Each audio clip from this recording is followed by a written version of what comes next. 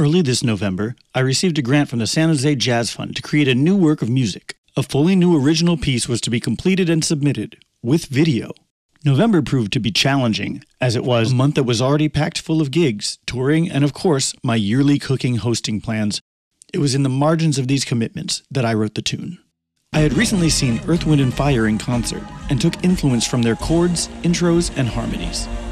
I started off by writing and producing 3 unrelated sections of a tune. I realized I quickly painted myself into a corner and had to mentally regroup, all while performing my scheduled shows and commitments.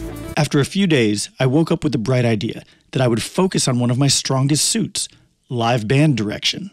So I called on a few of the most talented folks that I work with into a studio to teach them the tune and have the whole thing recorded and videoed at once.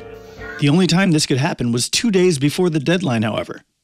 I knew I wanted my friend Adar to sing on it. So I quickly wrote a 4th section, the chorus, while she was on her way to my house. We worked together through the night, creating verbal sounds and syllables until they morphed into words and then meaning.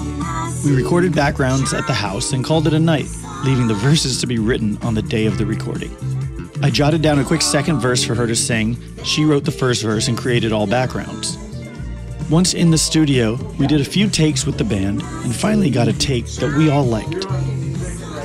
This brings us to the day that it's due, November 29th. I spent the day sending files to the mixer and editing the video. With a bunch of hard work and not much sleep, I was able to get this thing uploaded by 11:50 p.m. just before the deadline. We all did our best under pressure, and I'm very happy with the result.